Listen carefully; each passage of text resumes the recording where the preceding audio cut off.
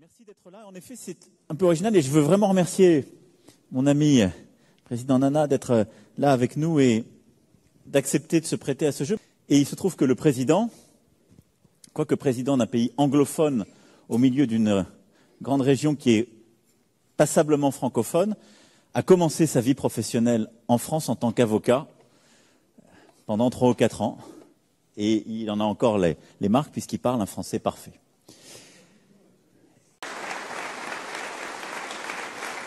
Merci beaucoup.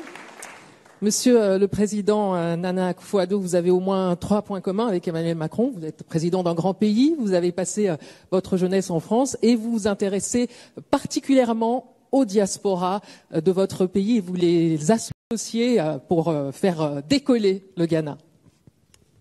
Thank you very much. First of all, I want to thank the French President very much for the invitation to come here to France.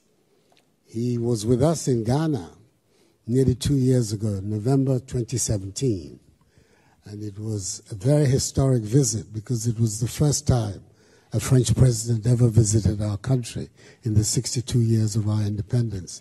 So he has a special place in Ghanaian history that will always be there, the first president to visit our country. So le premier président français à avoir rendu visite à notre pays. Donc ceci, eh bien, c'est une visite réciproque pour le remercier. Et je voudrais vous remercier d'être venu nous écouter. C'est pas souvent que les hommes politiques ont un si bon auditoire et si nombreux. Et donc je suis vraiment très reconnaissant à vous pour cela. Eh bien, ce que nous vous amène aujourd'hui ici, eh bien, dit beaucoup sur le développement de notre pays en Afrique. Et je vais commencer par dire cela. Le statut des gens de la diaspora, ce qu'ils font et ce qu'ils sont, eh bien, est tout à fait lié à ce qui se passe sur le continent. Un pays qui est fort et s'y développe bien, eh bien, transforme votre position ici. Et vous ne vivrez plus ce discours et cette histoire de pauvreté de gens qui sont obligés de traverser le Sahara en mourant pour venir en Europe. Ce n'est pas une histoire et un discours qui vous aidera ici. Non, notre principale tâche, c'est justement de transformer notre continent. Et pourquoi je dis cela? Eh bien, je vais vous donner un exemple, un seul. La diaspora chinoise, ça représente à peu près 116 millions de personnes. Et dans le tableau des États, eh bien, c'est une diaspora qui correspond au 25e, à la 20e dans le monde. Eh bien, si l'on regarde les investissements qui ont été en Chine et qui ont permis aux Chinois de se transformer, à la Chine de devenir vraiment l'usine du monde, eh bien, c'est énorme, les investissements.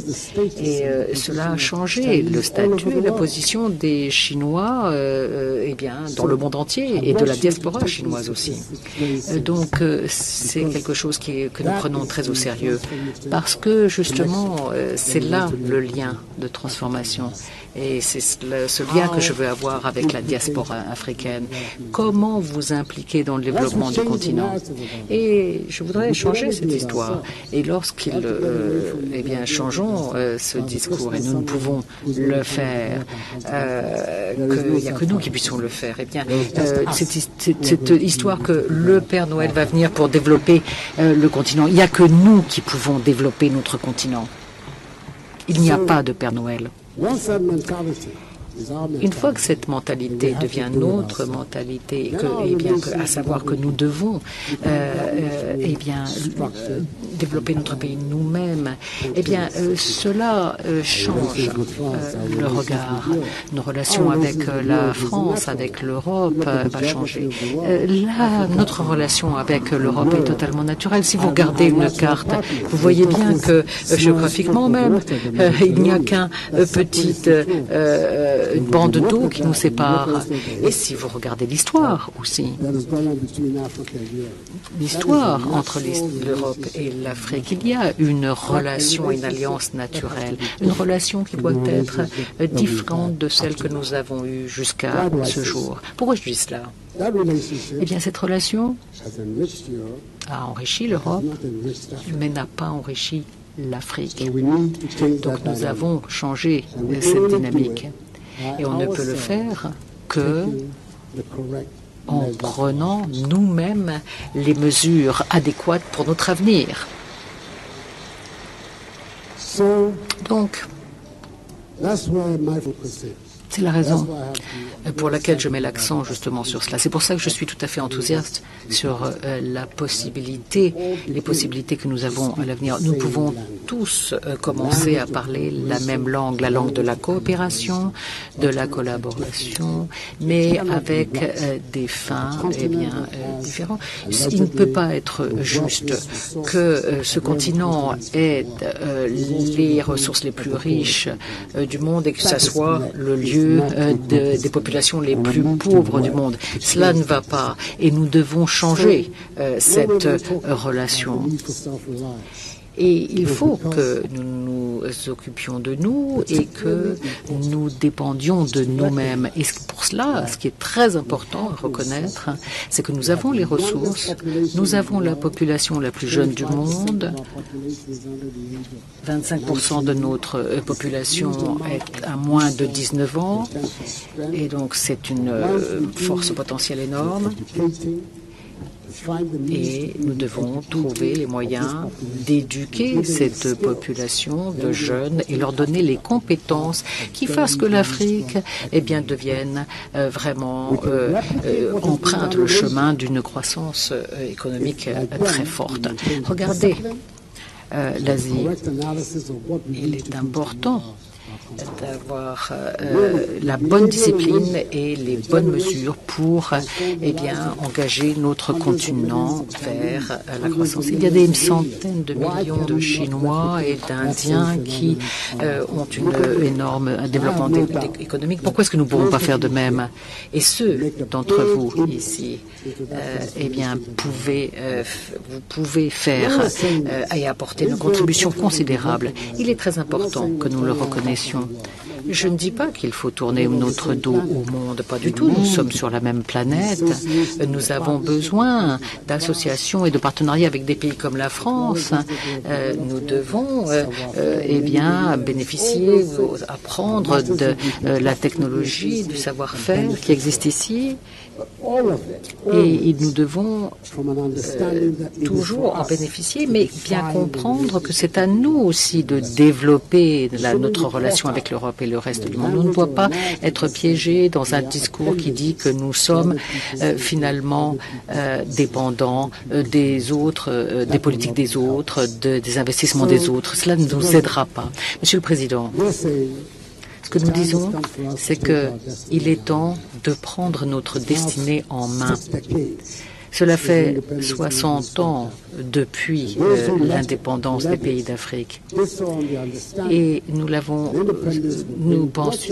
sommes devenus indépendants avec l'idée que non seulement elle nous apportera de la liberté des États souverains, mais aussi d'une transformation économique et sociale pour nos pays. Et cela n'est pas advenu.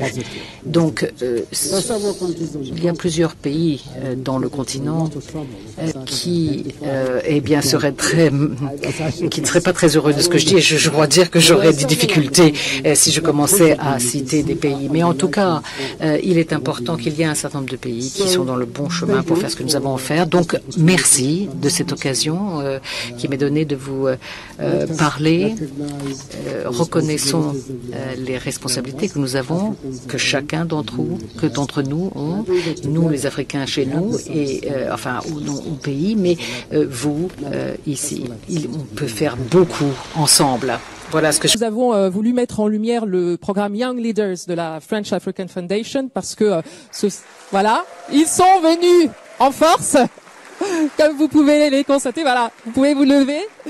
Voilà, parce que ces jeunes que vous voyez en force incarnent cette génération appelée vraiment à construire ces nouveaux ponts, ces nouvelles passerelles entre l'Afrique et la France. C'est d'ailleurs sous votre haut patronage, messieurs les présidents, cette première promotion, et ensuite ce sera un patronage africain tournant. Donc je vais donner la parole pour cette première intervention à mademoiselle Wande Abe.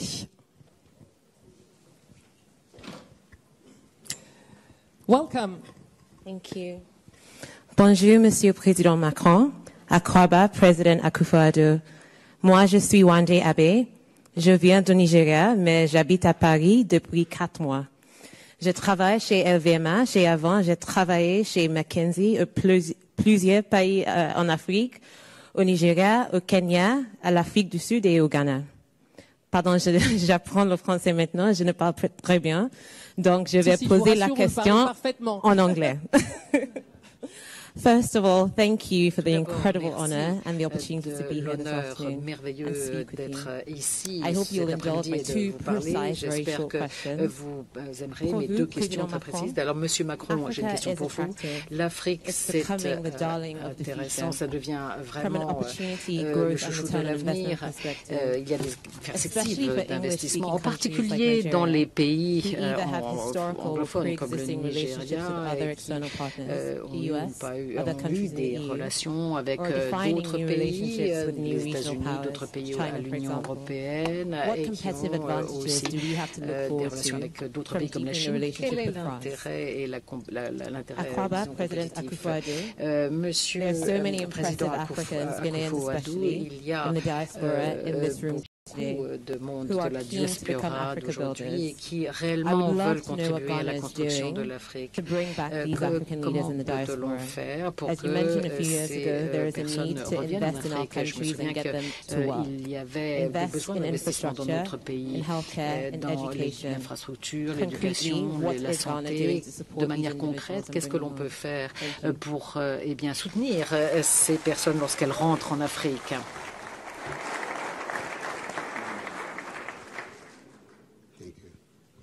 I didn't get the name properly, Miss. Alors, je n'ai pas bien noté votre nom, Mademoiselle Abe. Bien, Mademoiselle Abe, merci beaucoup. Vous suivez manifestement ce qui se passe au Ghana. Cela ressort de votre question. Alors, un certain nombre de choses, d'un point de vue institutionnel et culturel, sont en cours pour sceller véritablement les liens avec la diaspora du Ghana. Nous avons maintenant des agences au sein du gouvernement, une agence dédiée dont la seule activité est de traiter avec la diaspora. Ils évaluent nos politiques gouvernementales et à l'heure même où nous nous parlons, il y a un projet de loi sur la diaspora du Ghana et je vais étudier ce projet de loi avant qu'il ne soit soumis au Parlement. Et le but, c'est précisément de traiter tous les aspects de l'engagement de la diaspora.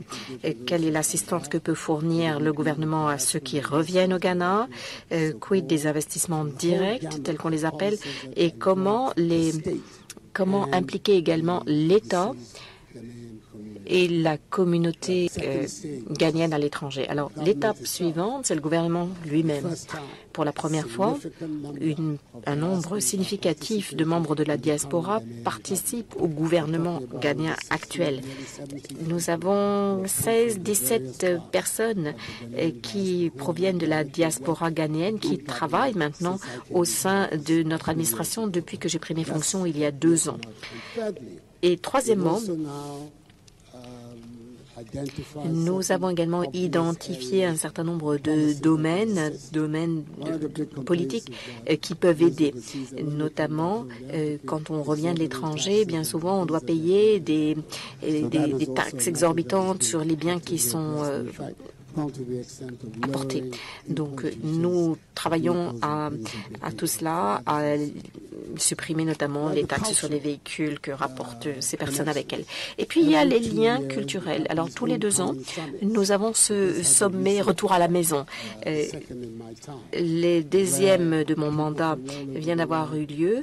Des Ghanéens du monde entier viennent au Ghana pour parler de ce qui se passe entre nous-mêmes et nos frères et sœurs présents à l'étranger. Donc il y a un certain nombre de choses qui sont faites et plus important, c'est la participation constante de ces personnes à nos efforts d'ouverture, de sensibilisation. Il y a à mon agenda des choses sur lesquelles je ne céderai jamais, ce sont les rendez-vous pris avec les Ghanéens à l'étranger. Car ils peuvent, ce faisant, lorsqu'ils me rencontrent, me faire un retour des sujets qui comptent pour eux, des difficultés qu'ils peuvent rencontrer. Donc cet aspect de la relation est très important. Et comme je l'ai dit pour commencer, il s'agit également de mieux sensibiliser quant au rôle qu'ils peuvent eux-mêmes jouer directement dans le développement du Ghana. Donc voilà ce que je peux mettre sur la table, des choses concrètes que nous faisons. Merci. Les Ghanéens ont beaucoup de chance parce que dans d'autres pays, la diaspora n'est pas forcément attendue et rencontre de nombreux obstacles. Je suis sûr qu'il y aura des témoignages à ce sujet. Monsieur le Président Macron, une réponse à Mademoiselle Abbé. Ms. Abbé, for your question, I mean, regarding Nigeria and the situation. Du Nigeria et de la situation. You're right to say that the story is very different in the special relationship. L'histoire est très différente. Il y a une relation très particulière. Le Nigeria a essentiellement une histoire commune avec les États-Unis, le Royaume-Uni et puis la Chine. Je pense néanmoins que le Nigeria joue un rôle très spécifique et c'est la raison pour laquelle j'ai décidé de m'y concentrer. Tout d'abord, je pense absolument en ce succès africain. J'y crois. Et comme mon ami, le président Nana Akufo-Addo, je pense qu'il n'y a pas de Père Noël et que le succès, la réussite de l'Afrique viendra de l'Afrique elle-même, de son peuple et de ses dirigeants. Et si vous regardez la situation, le Nigeria est c'est un peu l'éléphant dans la pièce ou l'un d'entre eux. C'est clair. Et si vous souhaitez construire la réussite de l'Afrique pour l'Afrique, grâce à ses dirigeants, vous avez probablement besoin de mieux travailler sur l'intégration régionale et avec les différentes instances régionales. C'est la raison pour laquelle nous avons une série de relations bilatérales et nous en avons au demeurant parlé avec le président à l'occasion de notre déjeuner. Je suis un fervent défenseur de la CEDEAO, par exemple, et le Nigeria est un pays clé au sein de cette institution. Il est impossible de travailler avec cette région, avec l'Afrique, et sans échanger avec le Nigeria. L'avantage compétitif tient à la taille du Nigeria. Si vous croyez en l'intégration régionale, il nous faut traiter avec le Nigeria. Le Nigeria, on peut le regarder de deux façons. Si le Nigeria échoue, il est impossible que la région réussissent. Si vous permettez, si on trouve une réussite pour le Nigeria, il portera toute la région. Deuxièmement, je crois que le Nigeria a de nombreux avantages compétitifs. Si vous regardez Telco, le système bancaire et la stratégie pour les énergies renouvelables, sur ces différentes verticales, il y a beaucoup à faire ensemble. Et au-delà de cette stratégie, en termes d'intégration régionale, nous pouvons faire quelque chose dans différents secteurs. J'ajouterai que si vous croyez en ces liens culturels, sur la façon de promouvoir ce qui est fort, ce qui se fait sur la scène culturelle en Afrique, le Nigeria est si puissant. Quand je suis allée à Lagos, je me suis rendue au Shrine. Écoutez, tous ces artistes, c'est un lieu décisif. Et certains, alors bien sûr, Nouakchott est également un grand lieu culturel, notamment pour le cinéma. Mais je crois que le Nigeria a ce rôle très particulier à jouer dans le domaine de la culture et ce rôle panafricain également pour la culture. Et tel est également l'un des avantages compétitifs de Nigeria. Enfin, je pense que... Alors, n'ayez pas peur des avions qui passent, sont des répétitions, les avions, les hélicoptères pour le défilé du 14 juillet. Donc, nous voulons travailler beaucoup plus encore avec le Nigeria sur la sécurité dans la région contre Boko Haram et tous les groupes terroristes. Et c'est là également que nous souhaiterions faire plus avec le Nigeria. Alors, il est vrai que jusqu'à présent, le Nigeria n'était pas sur le radar de nombreux hommes politiques français, mais maintenant nous croyons fermement en l'intégration régionale. Il y a ces verticales clés pour le Nigeria, ce rôle très particulier également pour la sécurité dans la région. Nous souhaiterions donc relancer des relations bilatérales et régionales avec le Nigeria. Monsieur le Président. Alors, vous avez tous les deux insisté sur l'importance de changer de narratif et je pense qu'il y a une première salve de questions sur ces thématiques. Donc, qui souhaite alors, Madame devant voilà pour l'hôtesse et puis Madame alors 5e position au milieu. C'est peut-être que si vous pouvez vous lever pour que les hôtesses vous repèrent. Voilà, je vais prendre vos deux questions, Madame. Bonjour, Monsieur le Président. Merci beaucoup pour l'invitation. Your Excellency, thank you for being here. Je m'appelle Aïssa Talam, je viens de la Mauritanie. Donc, Monsieur le Président Macron, il y a 2 semaines à Marseille, nous avions le sommet des deux rives. On a beaucoup parlé de mobilité des talents. Et ma question s'adresse à vous, Monsieur le Président, mais également au président Akufo. Your Excellency, last year, I think that you declared that 2019 should be the year of return. The year of return of the diaspora, le retour de la diaspora, on the continent. De la diaspora sur le continent. Je souhaitais comprendre la rationalité de ce propos. Il y a bien sûr une rationalité évidente. L'Afrique a besoin de ses enfants pour le développement du continent. Mais pour mieux comprendre, je sais que vous avez parlé de l'importance de la diaspora.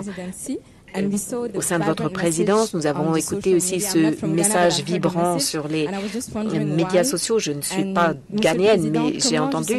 À ce genre d'appel du président ghanéen qui veut que la diaspora rentre en Afrique, est-ce que selon vous, c'est un échec justement de cette intégration sociale, économique de la diaspora en France?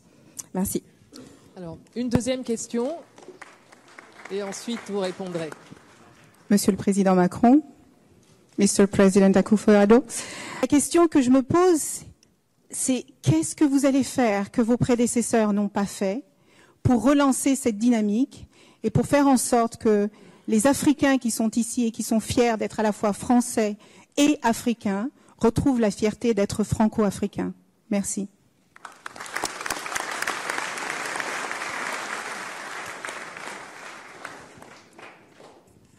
Merci pour vos deux questions. Alors, sur votre premier point, moi, je ne pense pas du tout que ce soit un échec qu'il y ait cet appel et qu'il y ait cette volonté. D'abord parce que le président l'a dit, enfin, il l'expliquera beaucoup mieux que moi. Et moi, c'est aussi pour ça que je voulais qu'il soit là aujourd'hui, parce qu'il porte la vérité de ce discours. Et un discours, moi, que j'ai toujours écouté, entendu, qui est celui d'une ambition et d'une fierté, justement, africaine, et qui, pour moi, est très important. Et ça n'a pas du tout la même force quand c'est le président du Ghana qui le dit que quand c'est le président de la France, et c'est très bien comme ça. Moi, je pense qu'il y a des échecs d'intégration. On les connaît, on y reviendra sans doute dans la discussion, bien sûr, qui sont le fruit des décennies passées. Mais je vois aussi, de la part de nombreux pays africains, l'affaiblissement qu'est la fuite des cerveaux, des talents, des familles. Et donc, je me place du point de vue du président du Ghana, mais comme de beaucoup de présidents de différents pays, leur diaspora est une richesse non utilisée.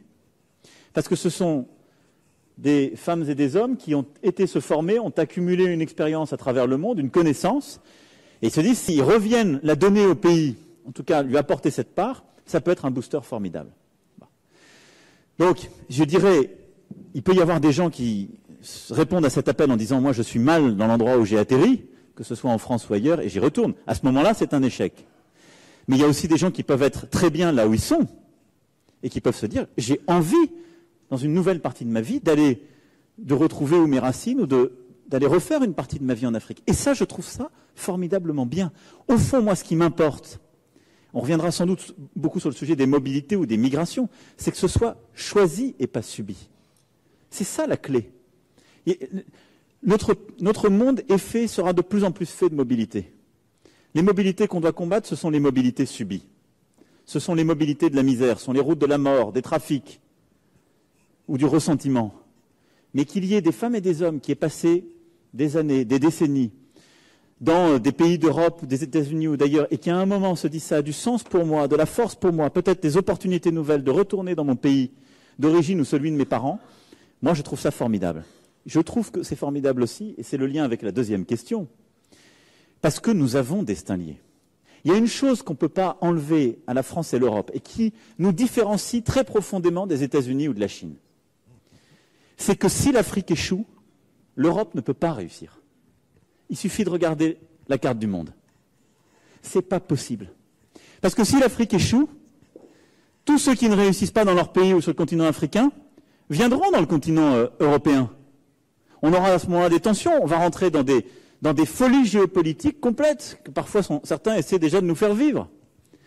Donc le destin européen est lié au destin africain aujourd'hui. Et quand je regarde où est la dynamique démographique dans cet ensemble, la jeunesse africaine, il faut qu'on lui bâtisse un avenir en Afrique. C'est évident. Et donc la possibilité d'avoir ces retours, d'avoir une diaspora qui vienne enrichir ces pays d'origine pour faire réussir ces derniers, pour moi c'est un message qui est non seulement parfaitement audible, mais qui est, à mes yeux, un des leviers sur lesquels on doit jouer en construisant ces allers-retours, cette mobilité choisie, que ce soit d'ailleurs pour les étudiants, que ce soit pour les entrepreneurs, que ce soit pour les hommes et les femmes de culture. Et au fond, pour aller au bout de votre donc, deuxième question, moi je pense que quand vous croisez dans les couloirs des Chinois ou des Américains, ça vous montre une chose, c'est que l'Afrique est devenue pour beaucoup d'entreprises une terre d'opportunités et donc de concurrence. Bon signal pour l'Afrique.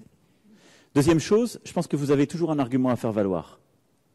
Nous, on ne peut pas réussir sans vous, comme je le disais. C'est la différence avec les autres. Et c'est aussi pour ça que nous, on peut bâtir des vrais partenariats. Et c'est ce qu'on doit réussir à faire sur le plan économique, ce que par le passé, nous n'avions pas fait. On a bâti, dans des modèles passés, des développements économiques qui n'étaient pas équilibrés, où on allait parfois exploiter les matières premières, où on allait, nous, faire du chiffre en Afrique, sans permettre à la classe moyenne africaine de se développer, sans permettre l'éducation en Afrique, et en quelque sorte au cerveau de se former et de rester sur place. Ce qu'on est en train de faire, par notre politique universitaire, notre politique culturelle, notre politique justement là aussi de développement économique avec l'Afrique, en lien avec ce qu'on fait en termes d'investissement solidaire en Afrique, pour reprendre la formule d'Hervé Verville et de ce qu'on est en train de mettre en place avec l'AFD, c'est un partenariat équilibré. Et ça, je pense que c'est un vrai argument qu'on a, et je pense que cette reconquête de l'Afrique, elle passe par la reconquête des cœurs. Et c'est pas de se sentir justement en concurrence de prédation avec d'autres. C'est de dire, on a à bâtir ensemble une réussite qui est la nôtre.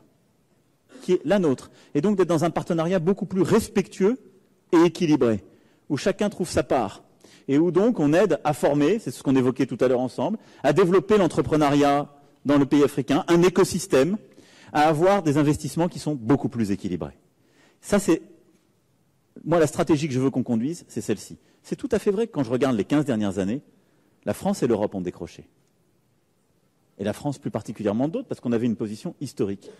Mais je pense que ça doit nous conduire à un réveil qui est de repenser nos méthodes, de repenser notre approche, et d'avoir cette approche par la culture, par les relations personnelles, par l'éducation, par l'entreprise, pour rebâtir notre présence de manière beaucoup plus équilibrée et partenariale. Et puis, je pense que c'est par là qu'on rebâtit la fierté. C'est pour ça que vous êtes là aujourd'hui. Et je dirais la réponse à votre deuxième... My lady from Mauritania, the year of à la question posée par Madame de Mauritanie, l'année du retour.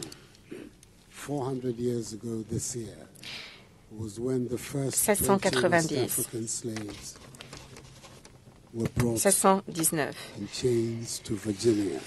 L'arrivée des premiers Africains enchaînés en Virginie, le début du commerce des esclaves. 400 ans. Et nous avons décidé au Ghana qu'il nous fallait trouver un moyen de commémorer cette année. Tout d'abord, il est quasiment certain que ces personnes étaient toutes ghanéennes. Elles sont parties des côtes du Ghana. Et nous commémorons leur départ de deux façons. Tout d'abord, les déclarations sont adressées à la diaspora ainsi qu'aux Africains restés en Afrique. Et il y a ce message, plus jamais une telle tragédie pour l'Afrique. Disons-le aux Africains avant toute chose. Et puis, il y a un certain nombre d'Européens, il y a une technologie qui peut nous être apportée également. Il y a un incroyable réseau de part et d'autre de l'Atlantique. Leur travail a été utilisé, le travail de ces esclaves. Initialement, des premiers arrivés, ils n'en ont rien perçu, rien reçu en retour. C'est le premier appel que nous lançons. Nous ne permettrons jamais que cela se reproduise. Les leçons qu'il nous faut retenir résultent de cette situation. Ce sont des leçons qu'il nous faut prendre très au sérieux. Deuxièmement, utilisons cela comme une plateforme pour renforcer la relation entre nous-mêmes et la diaspora. Voilà quel est ce qui sous-tend ce discours. Car cette relation nous est extrêmement précieuse. Je me suis rendu aux États-Unis et dans les pays des Caraïbes récemment pour diffuser ce message. Et l'opportunité nous est donnée d'avoir une nouvelle relation. Grâce à ces commémorations, utilisons cet anniversaire pour la construire. Il y a de nombreux avantages pour nous. La qualité des personnes ici présentes en témoigne. Le développement de l'Afrique, nous essayons de le construire chez nous et aussi grâce à vous. Nous sensibilisons également mieux les gens. Qui sommes-nous? Où sommes-nous dans le monde? Quelle est notre place? Faire en sorte que ces blocages, ces pages noires de notre histoire ne se reproduisent jamais. Il faut qu'il y ait une résonance de cette histoire, qu'elle soit entendue par vous, par la diaspora, et que le lien véritablement perdure entre vous et nous en Afrique. Permettez-moi de dire quelques mots en complément de ce qu'a dit le président Macron en réponse à la question posée par la dame du Cap-Vert. Il est clair que les possibilités sur notre continent sont telles que de nombreuses personnes avec des profils très différents sont attirées par l'Afrique. Les minéraux, 30% des minéraux, des ressources minérales sont en Afrique. Tous les minéraux dont vous avez besoin pour une société industrielle sont en Afrique. 30% des minéraux qui restent dans le monde sont sur notre continent. Et nous avons donc des ressources, une combinaison de ressources qui présente un grand intérêt pour tous. Ce qui est très important pour nous, c'est que nous créons aussi les conditions chez nous pour l'exploitation de ces ressources, pour que ce ne soit pas à sens unique. Nous n'allons pas simplement rester assis et permettre que l'on emporte ces ressources, que ce soit la Chine, les États-Unis, la France, et qui prennent ces matières premières brutes et que nous restions, nous, tout en bas de la chaîne de valeur. Je vais vous donner un petit exemple qui concerne le Ghana, pour renforcer mon propos. Entre le Ghana et la Côte d'Ivoire, nous représentons quelques 65% de la production de cacao, de la production mondiale. Les industries chocolatières de par le monde représentent une valeur de 100 milliards ou plus de 100 milliards de dollars américains. C'est la valeur de l'industrie qui repose sur le cacao. Les agriculteurs qui fournissent la matière première, les fèves de cacao, gagnent en moyenne 6 à 6 millions, 6 milliards 500 millions par an. Donc, ce qui se passe de par le monde doit avoir un sens pour nous. Il faut que nous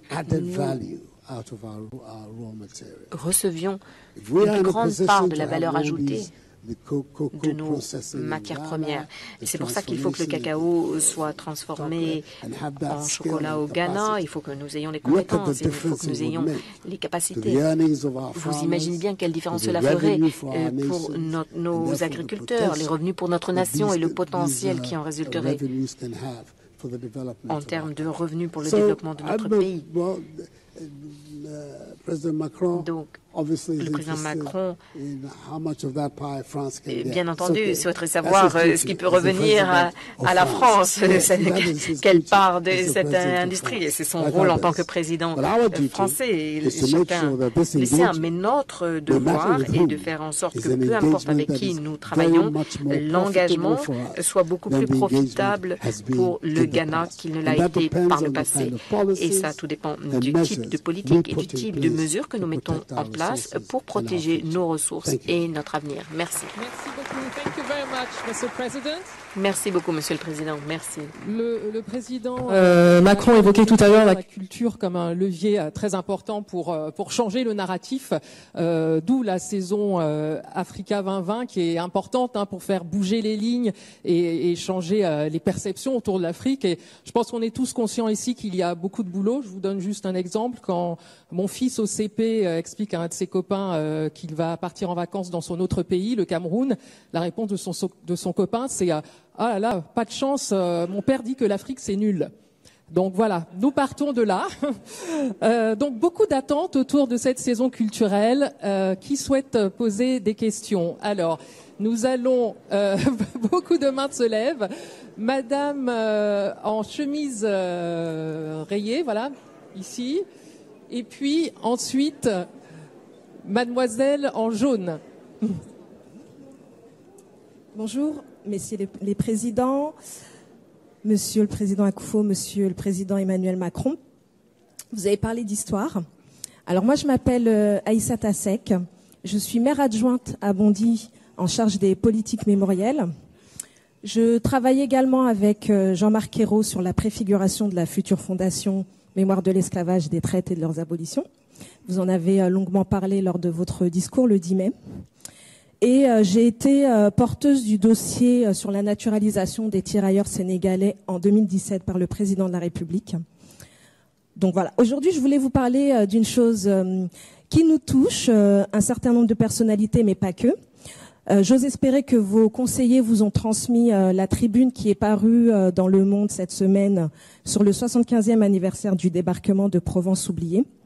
Donc, je ne vais pas vous faire un rappel historique à vous parce que j'ose imaginer que vous connaissez votre histoire, mais pour les personnes qui ne connaissent pas cette histoire, le débarquement de Provence, c'est 235 000 combattants français, dont 90% issus des troupes coloniales, venus du Sénégal, venus d'Algérie, venus du Maroc, du Pacifique, des Antilles. Aujourd'hui, avec 22 autres personnalités, dont certains sont dans la salle, je ne vais citer que M. Blanchard, Lilian Thuram, M. Galvani. Nous déplorons que les commémorations nationales ne soient pas à la hauteur des enjeux mémoriels de notre pays. Les enjeux mémoriels de notre pays, c'est-à-dire que ces combattants qui ont combattu pour la France, qui ont libéré la Provence, font qu'aujourd'hui, vous et moi, nous puissions nous parler, vous et moi, nous puissions nous retrouver en face et parler de cette France diverse, variée et libre. Que comptez-vous faire pour ce 75e anniversaire du débarquement de Provence, sachant qu'il y a 2 mois, nous avons commémoré comme il se fallait le 6 juin le débarquement de Normandie. Merci. Merci.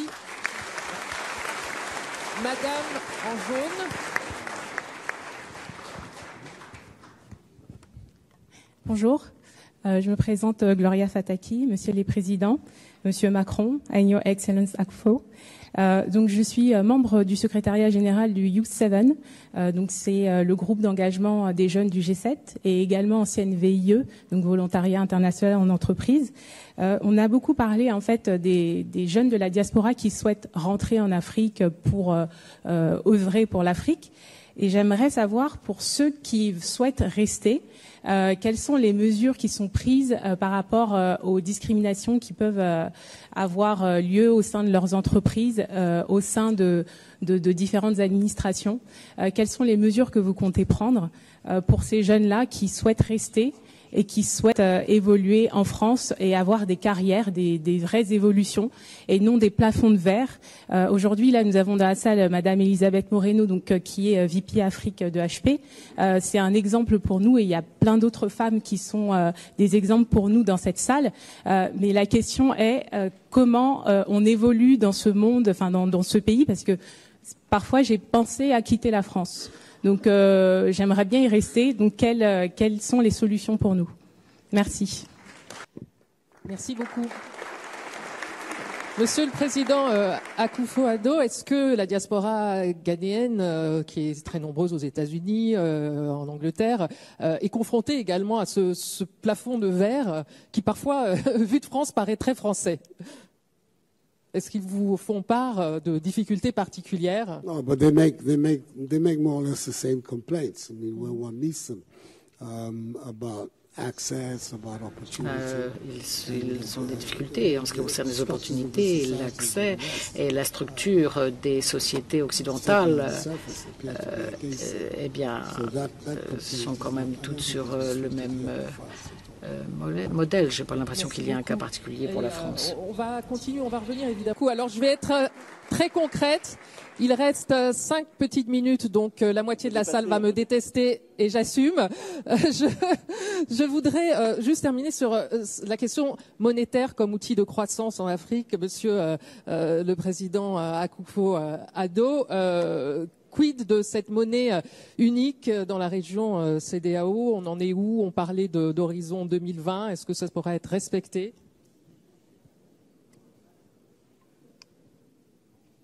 This is one of the important matters before us. Et l'une des questions qui nous attendent et qui sont vraiment très importantes pour l'Afrique de l'Ouest.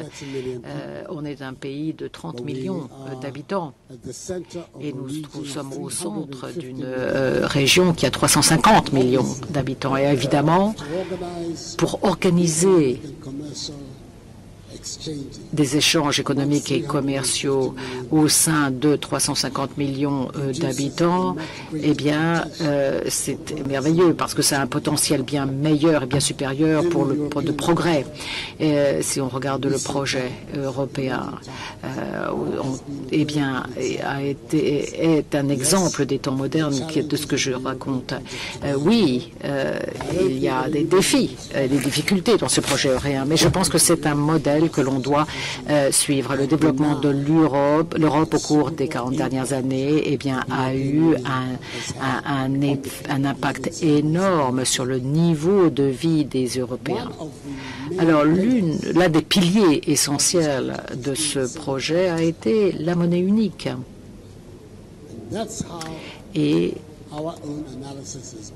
c'est d'ailleurs de cela qu'on a tiré notre analyse. Si nous sommes à même d'avoir ce marché avec des règles communes de fonctionnement sur le marché et qu'il soit soutenu et étayé par une monnaie unique, eh bien, cela sera positif. Nous appartenons à une partie du monde qui a le pourcentage d'échanges avec l'étranger le plus faible et le chiffre en Europe, eh bien, c'est 60% le commerce avec l'étranger, 60% du PIB et qui donc ces 70% eh bien correspondent aux échanges au sein de l'Union européenne.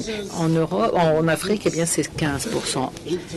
Alors, en Europe, si l'Europe a pu augmenter les échanges commerciaux et économiques entre eux, eh bien, je pense que cela, eh bien, pourrait être fait de même en Afrique et augmenter le niveau de vie de nos peuples.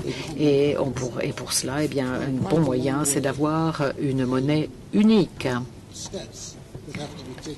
Alors, il y a des mesures qui doivent être prises. Pour cela, il faut déjà définir la monnaie. On l'a fait, on l'a appelé même l'éco. On a pu définir le modèle au niveau de la Banque centrale qui va superviser ces opérations en éco. Nous avons même donné une date. Nous avons été même jusqu'à établir des critères qui régiraient le fonctionnement des échanges. Et donc, ça permettrait donc, nous avons les règles du jeu, disons.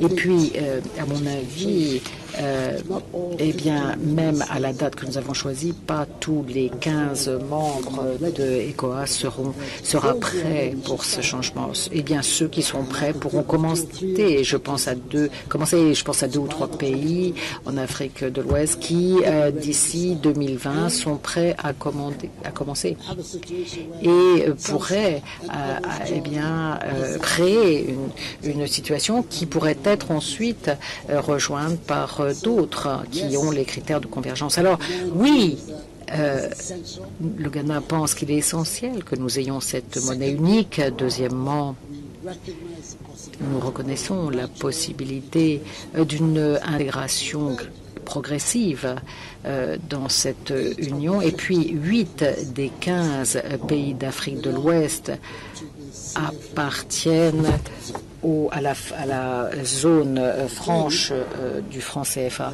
Et clairement, il faudra qu'il y ait quelques transformations dans l'arrangement monétaire de ces pays. Et en ce qui concerne la monnaie unique, eh bien, ce qui a été très utile pour nous dans nos débats sur cette question, eh bien, c'est la déclaration du président Macron en 2017, parce que des gens pensaient que la France était vraiment, qui voulait s'accrocher finalement à la zone CFA. En fait, non, la France a bien dit qu'elle laissait la décision et le choix de choisir soit le CFA ou la zone CFA ou une autre monnaie. Donc, je pense que c'est important que nous comprenions bien qu'il faut vraiment, eh bien, nous avons le choix. Et pour le moment, les 4 personnes qui sont responsables de ces débats au sein de la CEDEAO, eh bien, ont défini une feuille de route. 2 sont anglophones, 2 sont francophones. Alors, le Ghana, le Nigeria, et pour les francophones, la Côte d'Ivoire et le Niger. Et il y a de plus en plus un point de vue commun qui apparaît sur la nécessité pour nous d'avoir cette monnaie unique et puis pour eh bien, la validité, l'importance pour tous les membres de la communauté. Donc moi, je suis optimiste. Je pense que très bientôt, cette nouvelle monnaie eh bien, va se mettre en place et je pense qu'il y aura, de ce fait, un élan supplémentaire que cela va apporter dans les investissements et l'économie des pays qui l'ont choisi. Et les gens s'accrocheront, continueront à s'accrocher au CFA. Eh bien, il y a eu des gens aussi qui voulaient absolument, certains qui voulaient absolument s'accrocher au Deutsche Mark. Mais moi, je pense que l'on pourra avoir une monnaie, la monnaie éco pour ceux des pays qui le veulent. Merci. Vous avez tendu la perche au président Macron sur la question du franc CFA, d'un côté jugé monnaie coloniale, de l'autre côté garantie contre la machine à billets. Peut-être un mot là-dessus, et puis votre mot de conclusion. Vous voulez pas donner la parole? Si vous avez du temps, oui.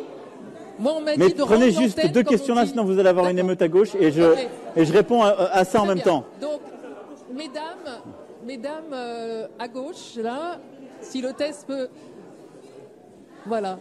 Le président doit filer après, oui. Mais on prend 2 dernières questions parce que sinon on aurait été... Bonjour à tous. Des questions très rapides. Pourquoi est-ce que le Ghana est la seule pays en Afrique qui s'engage avec la diaspora africaine à des fins de transformation économique et culturelle? Et qu'est-ce que vous pouvez faire pour encourager les autres pays africains à suivre cet exemple, en particulier les pays en francophone? Alors ma deuxième question est pour le président Macron. Ma question est la suivante. Dans ce cas cadre de crise de l'identité, eh bien, nous, Africains de la diaspora, nous n'avons pas la possibilité d'avoir nos doubles identités. Est-ce que le gouvernement peut faire quelque chose pour faire en sorte que nous puissions réellement parler de cette double identité, et notamment dans le programme Afrique 2020? Je vais profiter de cette occasion également pour vous faire part de ma conclusion. Je suis très prudent. Je suis l'un des plus jeunes présidents du continent, non pas en âge, mais en termes de mandat, de durée de mon mandat. Je suis en conséquence extrêmement attentif. Il ne m'appartient pas de dire aux uns et aux autres ce qu'ils doivent faire ou non. Là, il s'agit de la trajectoire du Ghana. Si d'autres la trouvent séduisante, tant mieux. Sinon, tant pis. Nous continuerons. Nous continuerons sur notre chemin. Pour conclure, il y a une chose que je souhaitais dire à mes frères, à mes sœurs de la diaspora africaine ici présents. Parfois, lorsque j'entends toutes les préoccupations sur le statut des uns et des autres, les barrières en France, il y a néanmoins une chose qu'il vous faut garder à l'esprit. Et j'espère que vous associerez ce propos à moi-même. Le destin de toutes les personnes noires auxquelles se trouvent dans le monde, leur destin est lié à l'Afrique. Je le répète, le destin de toutes les personnes noires, où qu'elles se trouvent dans le monde, est lié à l'Afrique. Il s'agit d'une Afrique qui réussit, élève le statut de tous les citoyens du monde d'origine africaine et améliore la façon dont vous êtes perçus, dont on vous regarde. Je prends un exemple très simple pour vous expliquer ce que je veux dire par là. Il y a quelques années, 30, 35 ans, il y avait une grande université américaine qui proposait des cours en mandarin. Durant les premières années, le cours était proposé, mais aucun inscrit. Cela n'intéressait personne. Et de fait, au sein de la communauté universitaire, nombreux étaient ceux qui voulaient mettre un terme à ce programme afin que les ressources allouées à cet enseignement du mandarin puissent être, enseignement en mandarin puissent être réutilisées. Mais malgré tout, ils ont continué, ils ont persévéré à proposer ce cours. Aujourd'hui, ce cours est celui sur lequel il y a la plus grande liste d'attente à l'université et rien n'a changé.